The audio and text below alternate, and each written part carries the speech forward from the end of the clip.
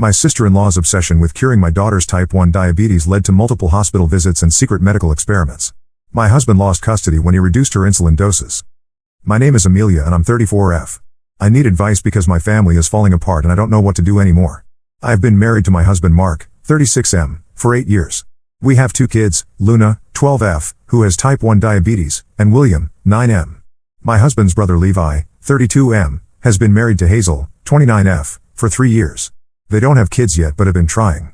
Some background about Luna's condition first because it's important to understand how serious this is. She was diagnosed with type 1 diabetes when she was 7 years old. This means her body doesn't produce insulin at all, and she needs to take insulin shots before every meal and snack. We have to count every single carbohydrate she eats and calculate the right amount of insulin. If she eats too many carbs without enough insulin, her blood sugar can spike dangerously high. If she gets too much insulin or doesn't eat enough, her blood sugar can drop so low that she could go into a coma or worse. We've had a few scary incidents over the years. Once when she was 8, she had a severe low blood sugar episode at school because the cafeteria lady gave her regular juice instead of sugar-free by mistake. Luna passed out and had to be rushed to the hospital by ambulance. Since then, we've been extremely careful about what she eats and who prepares her food. We always pack her lunch and snacks, and we've taught both our kids to never accept food from anyone without checking with us first. Hazel has always been a bit difficult to deal with. She works as a nutritionist and thinks she knows better than everyone else when it comes to food and health. She's always making comments about people's eating habits and giving unsolicited advice. When Luna was first diagnosed, Hazel kept suggesting we try different diets to cure her diabetes. She would send us articles about how raw food diets or going gluten-free could reverse type 1 diabetes.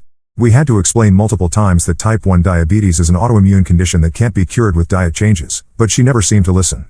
The real problem started about 6 months ago. Levi and Hazel moved to our city because Levi got a new job. They found an apartment about 20 minutes away from us, and suddenly we were seeing them much more often. At first, it was nice to have family nearby. The kids enjoyed having their uncle and aunt around, and Mark was happy to spend more time with his brother. But Hazel started making more and more comments about Luna's diet and medical care. She would say things like Luna looked pale and tired, and maybe we should try giving her more natural foods instead of relying on insulin. She kept bringing up stories about people who had supposedly cured their diabetes with special diets or supplements. Every family dinner became a lecture about how we were harming Luna by not exploring alternative treatments. Mark and I tried to be patient with her. We explained Luna's condition many times. We showed her articles from reputable medical sources about type 1 diabetes. We even had Luna's endocrinologist write a letter explaining why alternative treatments wouldn't work for her condition. Nothing seemed to get through to Hazel. She would nod and agree during our conversations, but then the very next time we saw her, she would start up again with the same suggestions. The situation got worse when Hazel started bringing special foods to family gatherings that she claimed were perfect for Luna. She would make desserts with strange sugar substitutes that she insisted were better than the approved ones we used. She brought smoothies made with exotic fruits that she said would boost Luna's pancreas function. Every time, we had to politely decline and explain that we needed to stick to Luna's established meal plan. Hazel started acting hurt and offended when we wouldn't let Luna try her special foods.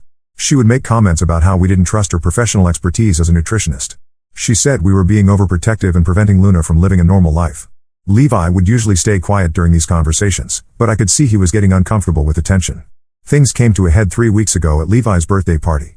Hazel had volunteered to make the cake, and she assured us she would make something Luna could eat.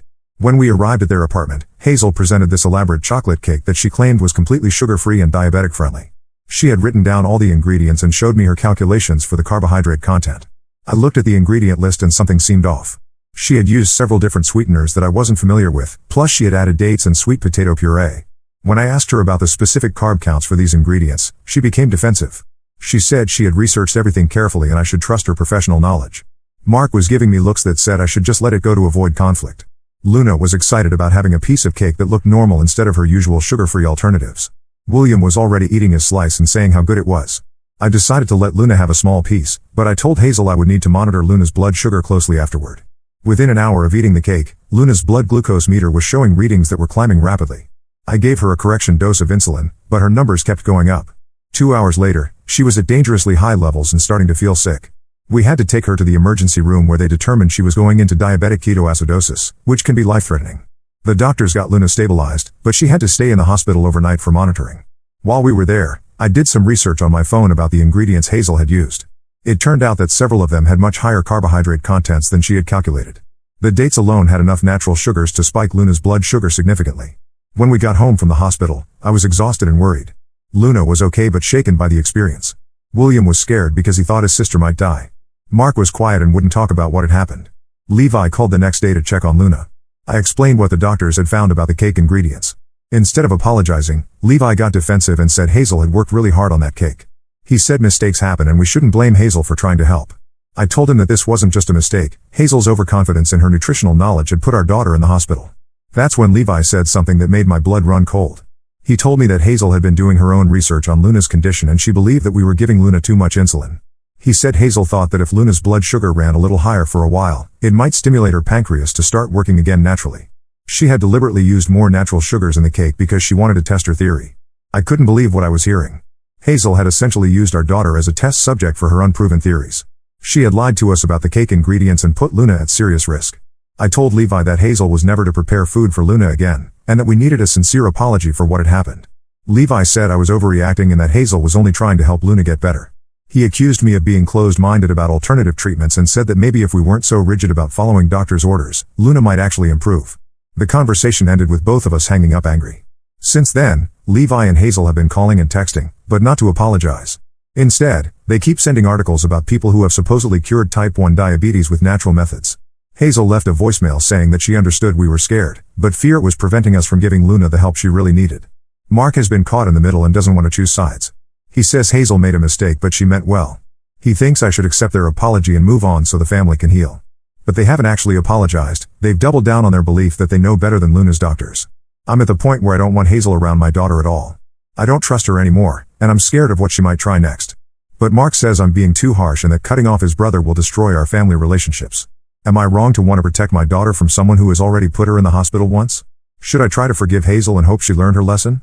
I honestly don't know what to do anymore. Update 1: I want to thank everyone who responded to my original post. The support meant a lot during a really difficult time.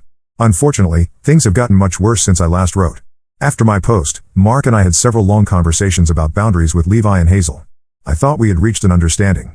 Mark agreed that Hazel couldn't prepare food for Luna anymore, and that we would only see them in situations where we had complete control over what Luna ate. He said he would talk to Levi about getting Hazel to stop sending those articles about alternative diabetes treatments. For about a week, things were quiet. Then Levi called and said he and Hazel wanted to take us all out to dinner to clear the air. He suggested we meet at a restaurant where Luna could order something safe from the menu. Mark thought this was a good sign that they were ready to respect our boundaries. We met at a family restaurant that we've been to before with Luna. She knows their menu well and there are several dishes she can eat safely. When we arrived, Levi and Hazel were already there with a wrapped gift bag on the table. Hazel said they had brought something special for Luna to show there were no hard feelings. The gift was a cookbook called Healing Diabetes Naturally along with a bottle of cinnamon supplements. Hazel explained that cinnamon had been proven to lower blood sugar and regulate insulin naturally. She said if we gave Luna the supplements daily along with following some of the recipes in the book, we might see real improvement in her condition. I looked at Mark hoping he would step in, but he just sat there looking uncomfortable. I told Hazel that we appreciated the thought, but Luna's treatment plan was working well and we weren't interested in making changes. Hazel's face changed immediately. She said she couldn't understand how we could be so stubborn when our daughter's health was at stake.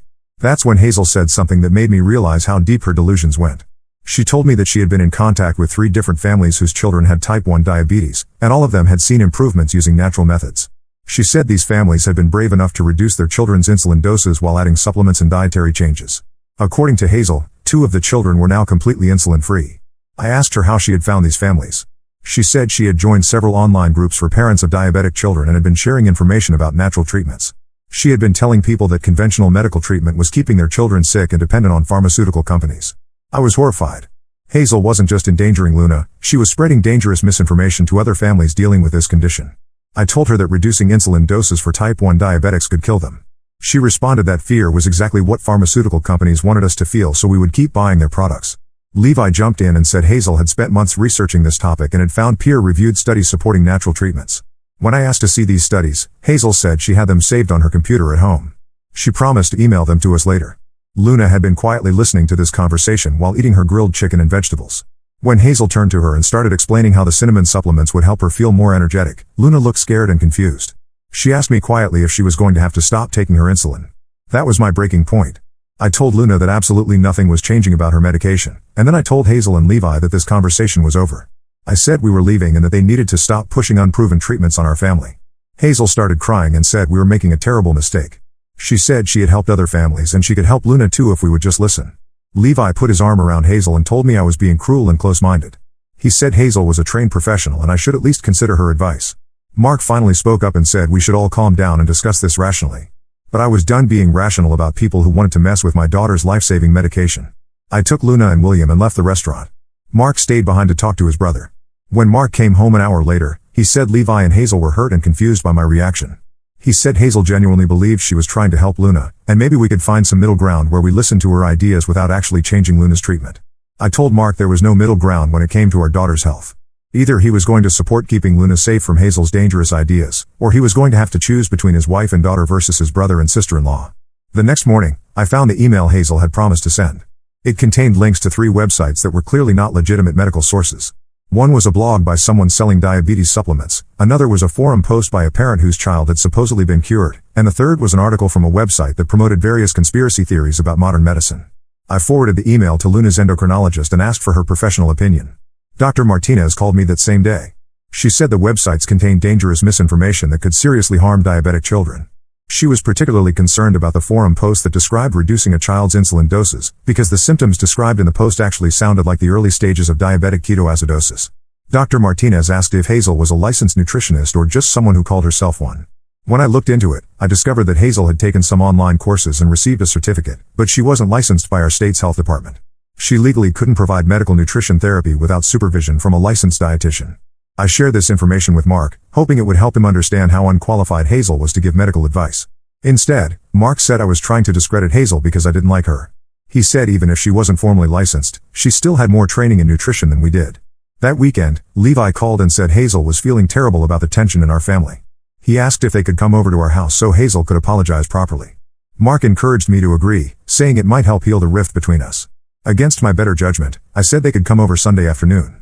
I made it clear that there would be no discussion about Luna's medical care and no gifts or supplements brought into our house. They arrived with flowers for me and a regular toy for Luna, a craft kit that had nothing to do with diabetes or health. For the first hour, everything seemed normal. Hazel apologized for pushing too hard and said she understood our concerns. She said she just cared about Luna and wanted her to have every possible option for getting better. Then William innocently mentioned that Luna's blood sugar had been running a little high that week because she was getting over a cold. Hazel's eyes lit up immediately. She said high blood sugar during illness was actually a sign that Luna's body was trying to heal itself naturally. She suggested we might want to reduce Luna's insulin slightly during sick days to let her natural healing processes work better. I stood up and told Levi and Hazel they needed to leave immediately. Hazel started protesting that she was just making a casual observation, not giving medical advice. But I could see that she hadn't changed at all. She was still looking for any opportunity to undermine Luna's medical treatment. As they were leaving, Hazel hugged Luna goodbye and whispered something in her ear. After they left, I asked Luna what Hazel had said. Luna looked worried and told me that Hazel had said she should pay attention to how she felt after taking insulin because her body might be trying to tell her she didn't need as much. That night I called Levi and told him that Hazel was no longer welcome in our home or around our children. I said if he wanted to see us, he could visit alone, but Hazel's obsession with changing Luna's medical care had crossed too many lines. Levi said I was tearing the family apart over misunderstandings and personality conflicts. He said Hazel cared more about Luna than I realized, and someday I would regret pushing away someone who was trying to help. Mark has been sleeping in the guest room since the conversation. He says I've put him in an impossible position and he doesn't know how to fix things with his brother. But I refuse to compromise when it comes to protecting my daughter from someone who could seriously harm her. Update 2: I wish I could say things had gotten better, but the situation with Hazel has escalated in ways I never expected. The events of the past few weeks have shown me just how deep her obsession with Luna goes. After I banned Hazel from our house, Levi continued visiting alone for a while. Mark seemed relieved that he could maintain a relationship with his brother without the constant tension around Hazel.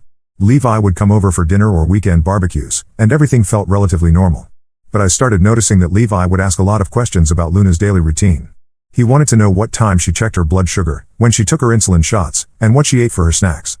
At first, I thought he was just trying to understand her condition better. He had never shown much interest before, so I was actually pleased that he seemed to care. It wasn't until Luna mentioned something strange that I realized what was really happening. She told me that Uncle Levi had been asking her private questions about how insulin made her feel and whether she ever felt like she didn't need it. He had also been telling her stories about kids who had gotten better from diabetes by eating different foods. When I confronted Levi about this, he claimed he was just making conversation with his niece. But I could tell he was uncomfortable. I told him that discussions about Luna's medical condition were off limits, and if he couldn't respect that boundary, he wouldn't be welcome either. Levi stopped visiting after that conversation, but the problems didn't end there. Luna started receiving packages addressed specifically to her. The first one contained a children's book about a girl who cured her diabetes by eating only natural foods. The second package had vitamin gummies that were supposed to support pancreas function.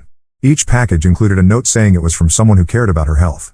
The packages weren't signed, but it was obvious they came from Hazel. When I called Levi to ask him to make Hazel stop, he claimed he didn't know anything about packages. He said maybe Hazel was trying to maintain a connection with Luna since I had cut off all other contact. I told Levi that sending medical supplements to a child without her parents' permission was completely inappropriate. He said Hazel was just trying to show she cared, and maybe if I wasn't so hostile toward her, she wouldn't have to resort to mailing things. The packages kept coming. Luna received herbal teas, sugar-free candies made with questionable ingredients, and even a glucose meter that Hazel claimed was more accurate than the one prescribed by Luna's doctor.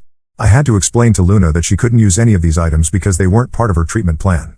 Luna started asking why Aunt Hazel kept sending her things she couldn't use. She wondered if there was something wrong with the medicine her doctors gave her. I realized that Hazel's campaign was making Luna doubt her medical care, which was exactly what I had been trying to prevent. I decided to involve Luna's school to make sure Hazel couldn't contact her there. I spoke with the principal and Luna's teacher about the situation. They agreed to screen any packages or visitors and to call me immediately if anyone tried to discuss Luna's medical condition with her. 2 weeks later, the school called. Hazel had shown up during lunchtime claiming to be Luna's aunt who needed to bring her forgotten medication. She had a bottle of cinnamon capsules and insisted that Luna was supposed to take them with her lunch. The office staff followed protocol and refused to let Hazel see Luna, then called me immediately. When I arrived at the school, Hazel was still in the parking lot. She approached me and said she had been trying to help Luna because her blood sugar readings were probably inaccurate. She had somehow obtained Luna's glucose log from the previous month and was analyzing the numbers. According to Hazel, Luna's readings were too stable, which meant the insulin was suppressing her body's natural healing abilities. I asked Hazel how she had gotten Luna's medical information. She said Levi had taken photos of Luna's glucose meter one day when he was visiting and had shared them with her so she could provide professional analysis. That revelation shook me more than anything else that had happened. Levi had been secretly gathering Luna's private medical data and sharing it with Hazel. They had been working together to undermine Luna's treatment behind our backs. I drove straight to Levi's workplace and confronted him in the parking lot. He admitted that he had been sharing information with Hazel because he was worried about Luna too. He said Hazel had convinced him that Luna's doctors might not be giving her the best possible care, and they needed more information to help us understand our options. Levi said Hazel had been in contact with a naturopathic doctor who specialized in reversing diabetes in children. This doctor had reviewed Luna's glucose logs and believed there was a good chance Luna could be weaned off insulin if we followed a specific protocol involving diet changes and supplements. I told Levi that he had violated our trust and put Luna at risk by sharing her private medical information. He said he was trying to save Luna from a lifetime of dependency on insulin injections. He believed Hazel had found a way to actually cure Luna instead of just managing her condition. When I got home, Mark was waiting with a serious expression. Levi had called him and explained his side of the story. Mark said his brother was genuinely trying to help Luna, and maybe we should at least meet with Hazel's naturopathic doctor to hear what he had to say. I couldn't believe Mark was still considering Hazel's ideas after everything that had happened. I told him that if he wanted to risk Luna's life based on advice from someone who wasn't even a real doctor, he could find somewhere else to live while he figured out his priorities. Mark said I was being unreasonable and that my hostility toward Hazel was preventing our family from getting help that could change Luna's life forever. He packed a bag and went to stay with Levi while we both thought about what we wanted to do. That night, Luna asked why Daddy had left and whether it was because she was sick. William wanted to know if we were getting divorced because of Luna's diabetes. I realized that Hazel's interference had spread far beyond just medical issues. She was destroying our entire family. The next day, I took Luna to see Dr. Martinez for her regular appointment. I explained everything that had been happening with Hazel and asked for advice about how to handle the situation. Dr. Martinez was very concerned about the packages Luna had been receiving and the unauthorized sharing of her medical information. Dr. Martinez explained that type 1 diabetes cannot be cured or reversed through diet and supplements. She said the naturopathic approaches Hazel was promoting could cause serious harm or death if families reduced or stopped insulin based on those recommendations. She offered to speak with Mark and Levi to explain the medical facts, but I wasn't sure they would listen. That evening, Hazel called our house directly. She said she knew Mark was staying with Levi and that our marriage was in trouble because of my stubbornness. She offered to back off from Luna's case if I would just agree to one meeting with her naturopathic consultant. She said all she wanted was for Luna to have the chance at a normal life without daily injections. I hung up on her, but she called back immediately. This time she was crying and begging me to consider Luna's future. She said she had spoken with the parents of children who were now insulin-free, and they all said their only regret was waiting so long to try natural treatments. When I hung up again, she sent a text saying she had videos of these children's recovery stories and would email them to me. The videos showed parents talking about their children's improvement after following naturopathic protocols, but I noticed that none of the videos actually showed the children or provided any medical documentation. I forwarded everything to Dr. Martinez, who confirmed that these types of testimonial videos were common in alternative medicine scams. She said families who actually tried these approaches rarely shared the negative outcomes publicly. I realized that Hazel wasn't going to give up on her crusade to change Luna's treatment. She had convinced Levi and possibly Mark that she was trying to save Luna's life. As long as she believed she was on a rescue mission, she would continue finding ways to interfere with Luna's medical care.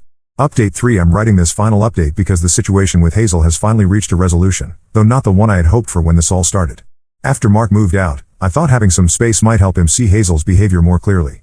Instead, the opposite happened. Levi and Hazel convinced Mark that I was the one being unreasonable and that they were Luna's best advocates. Mark started bringing Luna to visit Levi's apartment on his custody weekends, which meant she was around Hazel again despite my objections. The first time this happened, Luna came home with a new glucose meter that Hazel claimed was more accurate than her prescribed one. Luna was confused about which meter she was supposed to use and worried that her regular one might be giving wrong numbers. I had to take her back to Dr. Martinez to confirm that her original meter was working correctly and that Hazel's replacement was actually less reliable. I tried to get a court order preventing Mark from taking Luna around Hazel, but the family court judge said I needed to prove that Hazel posed a direct threat to Luna's safety. The judge viewed the birthday cake incident as a mistake rather than intentional harm, especially since Hazel wasn't trying to hurt Luna according to Mark's testimony. Meanwhile, the packages addressed to Luna continued arriving. Hazel had moved on from supplements to sending books and DVDs about children who had supposedly recovered from various medical conditions through natural healing. She also sent Luna a journal with instructions to write down how she felt after taking insulin so she could track whether the medication was helping or hurting her. Luna started having nightmares about her insulin injections. She would ask me if the medicine was actually making her sicker like Aunt Hazel said. She wanted to know why we couldn't just try the natural treatments for a little while to see if they worked. Hazel's constant messaging was making Luna doubt the medical care that kept her alive.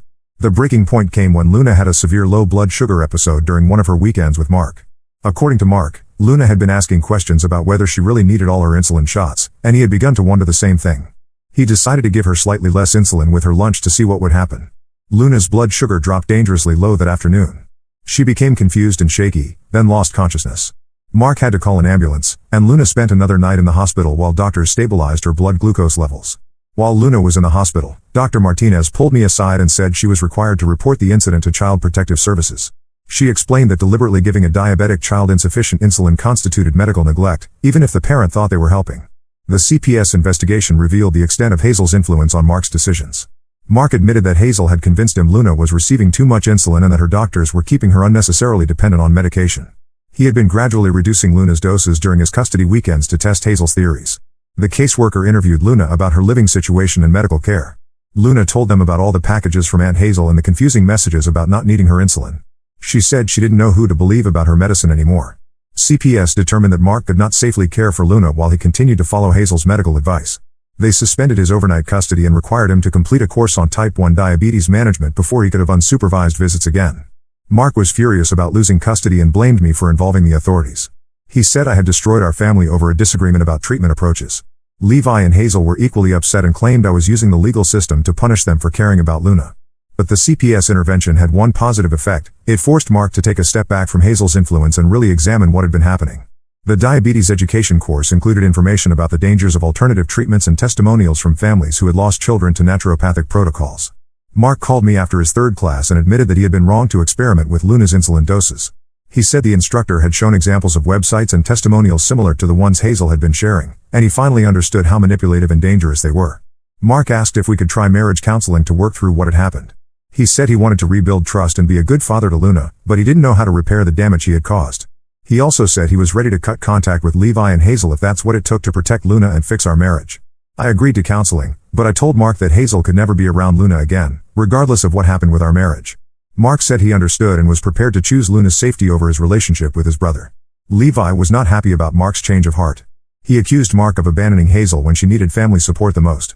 He said Hazel had been trying to save Luna's life and didn't deserve to be treated like a criminal for caring too much. The last contact I had with Levi was when he called to tell me that he and Hazel were moving to another state. He said our city held too many painful memories of family members turning against each other. He blamed me for destroying the relationships between all of us and said Hazel was devastated that she couldn't help Luna anymore.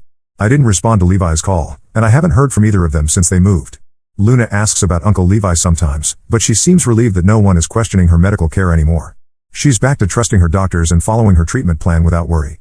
Mark and I are still in counseling, working through the trust issues created by his decision to experiment with Luna's insulin. Some days are better than others, but we're both committed to making sure nothing like this ever happens again. Mark has learned to recognize manipulative medical misinformation and stands firm against anyone who questions Luna's treatment. Luna is doing well medically and emotionally. Her blood sugar control is excellent, and she stopped having nightmares about her insulin injections. William seems happier now that the adults aren't constantly arguing about medical treatments. I don't know if Levi and Hazel learned anything from this experience. Part of me hopes they found proper support for whatever was driving Hazel's obsession with fixing other people's medical conditions. But mostly I'm just grateful that they're no longer in our lives where they could cause harm to Luna or other children. The whole experience taught me that sometimes protecting your family means being willing to be seen as the unreasonable one. I'm sure Levi and Hazel still tell their version of this story where I'm the villain who prevented them from saving Luna. I can live with that as long as Luna stays healthy and safe. Now let's move to the next story. Story 2. I saw my Mill with a strange man at the mall and decided to follow her. I never expected to uncover her secret meetings with her ex. I, 32F, have been married to my husband Bob, 34M, for 5 years now, and until recently, I thought we had a great relationship with his parents. My father-in-law David, 60M, has always been incredibly supportive of us. He helped us with the down payment on our house, babysits our 3-year-old daughter Emma whenever we need help, and has generally been the perfect grandfather and father-in-law. My mother-in-law Samantha, 58F, was also great initially, though she could be a bit controlling at times. Some background is needed here. Samantha was previously married to a man named James, 59M, in her early 20s. They were college sweethearts and got married right after graduation. The marriage only lasted 2 years because they wanted different things. Samantha wanted kids immediately, while James wanted to focus on his career first. They divorced, and Samantha met David shortly after. They've been married for 35 years and have 2 children, my husband Bob and his sister Lisa, 31F.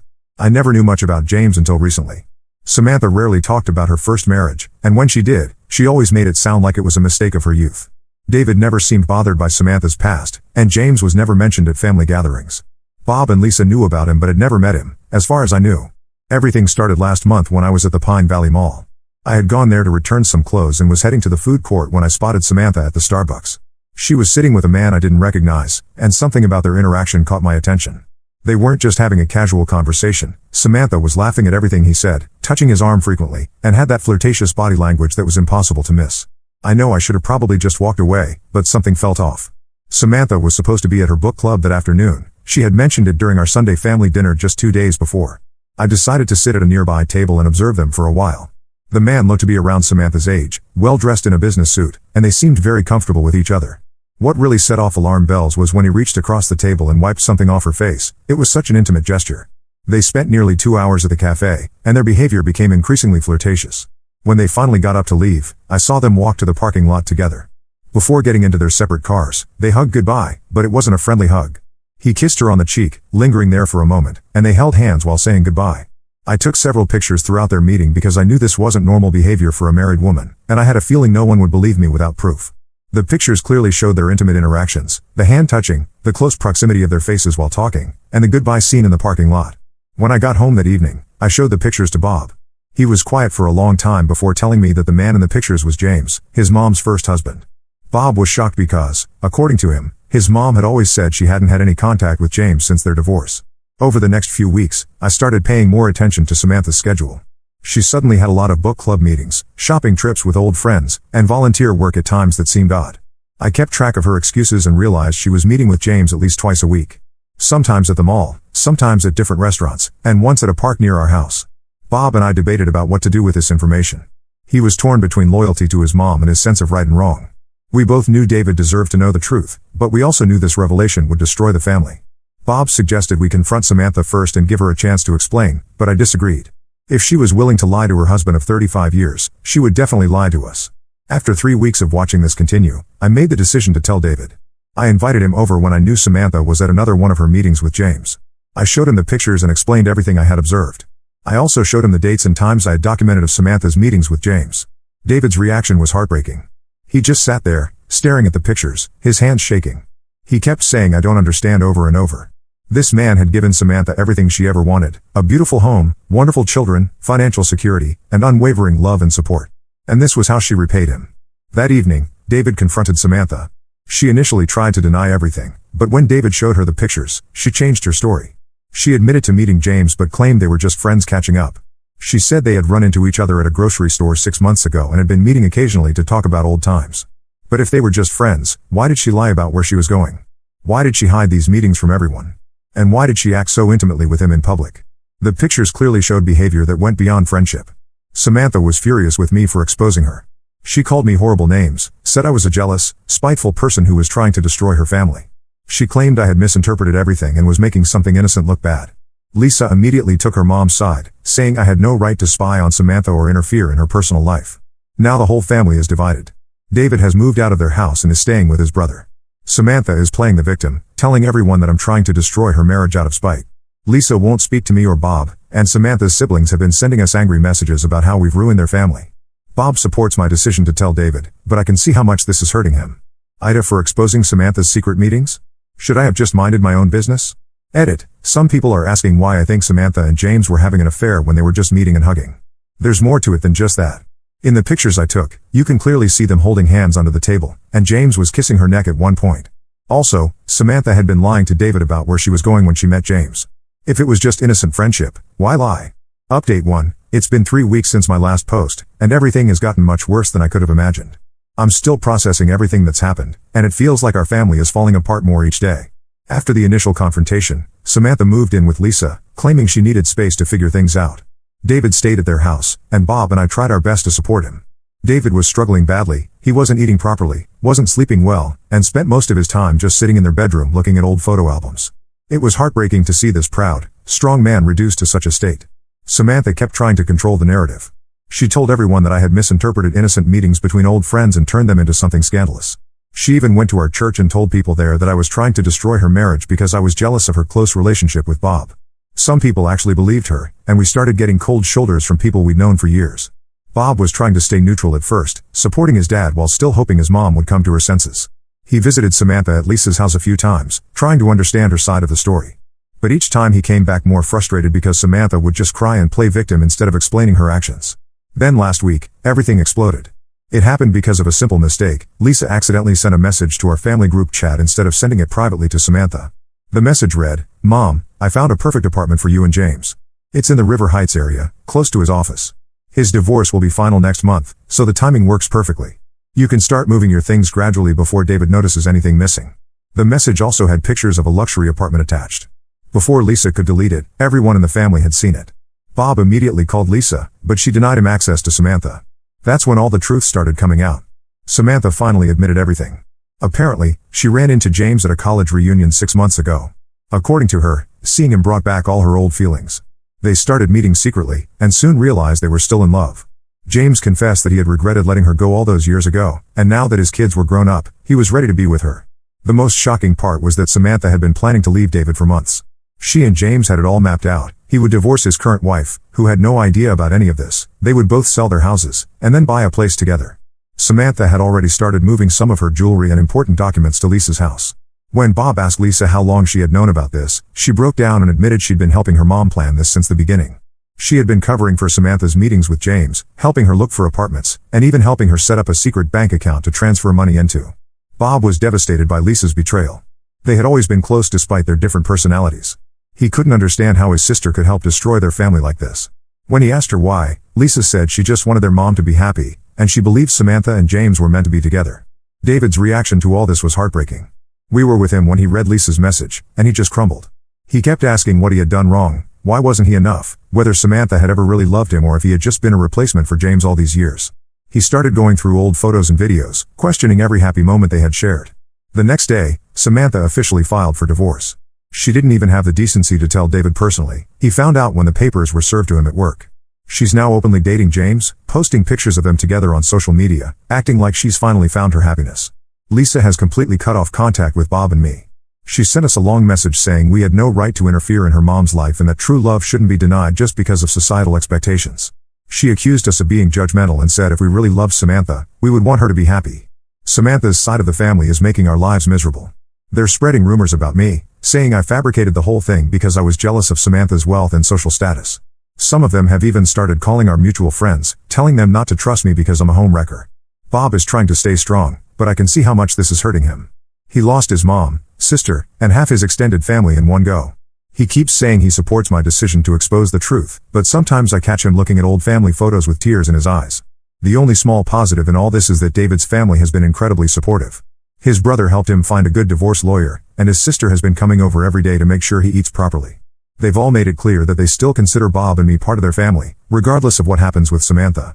I still don't regret telling David the truth, but seeing all this pain and destruction makes me understand why people sometimes choose to keep secrets. The weight of knowing you caused this much hurt, even if it was the right thing to do, is heavy to bear. Update 2. 2 months have passed since my initial post, and what we've discovered has shocked us even more than the original affair. Last week, Mary, 62F, Samantha's former college roommate and longtime family friend, reached out to Bob with information that has completely changed everything we thought we knew about Samantha and James's relationship. Mary had been carrying this burden for years but finally decided to come forward after seeing how everything was unfolding. According to her, Samantha and James's relationship never really ended after their divorce. They had been meeting secretly throughout Samantha's entire marriage to David, approximately every 5 to 7 years. The pattern was always the same. They would run into each other at some event or through mutual friends, start meeting secretly, have a brief affair lasting a few months, and then go back to their respective lives. This cycle had been repeating for over 3 decades. Several of Samantha's old friends knew about these encounters but kept quiet to maintain family peace and because they believed Samantha would eventually stop. Mary provided evidence, old photos, letters, and even emails from various years showing Samantha and James together. She had kept everything because she felt guilty about her role in helping them hide their meetings. The evidence showed meetings in 1992, 1998, 2005, 2012, and now 2024. Each time, Samantha would tell David she was going on girls' trips or visiting college friends, while actually meeting James. But the most devastating revelation came when Mary told us about Lisa's paternity. During one of their affairs in 1993, Samantha got pregnant with Lisa. She knew there was a possibility that James was the father, but she never told David. She let him believe Lisa was his daughter and went on raising her as if nothing had happened. This explains so much about Lisa's behavior. We discovered that Samantha had told Lisa the truth about James being her biological father when Lisa was 18. This revelation suddenly made sense of why Lisa had always been so protective of her mother and so willing to help her leave David. She wasn't just helping her mom find happiness, she was helping her biological father too. Bob was devastated by this news and immediately got a DNA test done. The results confirmed that he is definitely David's son, but this knowledge brought him little comfort. The fact that his mother had lied about something so huge for so many years made him question everything about his childhood. When confronted with this information, Samantha's reaction was shocking. Instead of showing remorse or trying to explain, she became defensive. She said she had always loved James more than David, but stayed with David because he was stable, dependable, and good with children. She claimed she did what was best for everyone by keeping the truth hidden. David's reaction to finding out about Lisa's paternity was heartbreaking. This man had spent 31 years loving and raising a daughter who wasn't biologically his, never suspecting anything. He had paid for her education, walked her down the aisle at her wedding, and was a devoted grandfather to her children. Finding out it was all based on a lie has crushed him completely. The revelation has also led David to question everything about his marriage. He's now having his lawyer conduct a forensic audit of all their finances, suspicious that Samantha might have been giving money to James over the years. They've already found some unexplained withdrawals from their joint accounts that coincide with the years Mary mentioned. Lisa's reaction to her paternity becoming public knowledge has been mixed. She's angry at Mary for revealing the secret, but she can't deny anything because she's known the truth for years. She's still supporting Samantha, claiming that biology doesn't matter and that what's important is that David got to be her father for 31 years. Bob hasn't spoken to Lisa since finding out she knew about her paternity and kept it secret. He says he understands why she's sided with Samantha now, but he can't forgive her for watching David love her and care for her all these years while knowing he wasn't her real father. The most surreal part is that Samantha seems to feel no guilt about any of this. When Bob asked her how she could lie to everyone for so many years, she said she was just following her heart and that sometimes love requires difficult choices. She's still living with Lisa and openly dating James, acting as if this was all just an inevitable conclusion to her love story. David is now considering legal action against both Samantha and James for the years of deception. His lawyer is looking into whether James's knowledge of Lisa's paternity and their ongoing affair could impact the division of assets in the divorce. Update 3. It's been 6 months since everything came to light, and the situation has finally reached its conclusion, though not in the way anyone expected. The whole truth has come out, and the consequences have been severe for everyone involved, especially Samantha. The forensic audit David's lawyers conducted revealed shocking financial details. Samantha hadn't just been meeting James over the years, she had been financially supporting him too. They found transfers totaling almost $200,000 from David's retirement savings to various accounts linked to James. Samantha had been systematically stealing from her husband for years, taking small amounts that wouldn't be immediately noticeable. The money trail showed regular transfers coinciding with James's business troubles. Apparently, James wasn't as successful as Samantha had made him out to be. His thriving medical practice had been struggling for years, and Samantha had been helping him stay afloat with David's money. She even helped pay for his children's college tuition while hiding it from David. David's lawyer is now handling both the divorce and criminal charges for financial fraud. Samantha could face serious legal consequences for the theft. She tried to claim that David had known about the transfers, but their financial advisor confirmed that David had never authorized any of these transactions. Samantha and James are living together now, but their perfect reunion isn't going as planned. James's divorce was messy once his wife discovered the full extent of his relationship with Samantha. She got 75% of their assets and primary custody of their teenage children, who want nothing to do with their father or Samantha. James's medical practice is struggling even more now that the scandal has become public in their community. Samantha's reputation has been completely destroyed. Most of her friends have distanced themselves from her, especially after learning about her decades of deception. She's been asked to step down from her position on the church board and the local charity committee she chaired. Even her bridge club, which she'd been part of for 20 years, asked her not to return. The biggest change came in Lisa's behavior. When the financial fraud came to light, she finally started to see her mother's actions clearly. Finding out that Samantha had been stealing money meant for her siblings' college funds was apparently the last straw. She's now talking to David again, realizing that the man who raised her showed more love and integrity than her biological father ever did. Lisa tried to apologize to Bob for her role in everything, but he's not ready to forgive her yet. The revelation that she knew about her paternity for years and watched David love her unconditionally while helping Samantha deceive him is something Bob is still struggling to process. He told her he needs time and distance before he can consider having any relationship with her. David is doing much better now. He's focusing on rebuilding his life and has started traveling with his brother. He's also taking steps to protect his assets and has updated his will to ensure Bob and his grandchildren are provided for. Despite everything, he's still trying to maintain a relationship with Lisa's children, showing what a truly good man he is. Bob and I have gone completely no contact with Samantha. We blocked her on everything after she tried to blame me for destroying her reputation by exposing her affair. She even showed up at our house drunk one night, screaming about how I had ruined her life. We had to call the police to remove her, and now we have a restraining order against her. I still don't regret exposing the truth, even though it caused so much pain. The last 6 months have shown me that sometimes doing the right thing hurts, but living with lies hurts more. Samantha's actions have torn this family apart, but at least now everyone knows the truth and can start healing. David said something the other day that really stuck with me: better to be hurt by the truth than comforted by a lie. After everything that's happened, I couldn't agree more.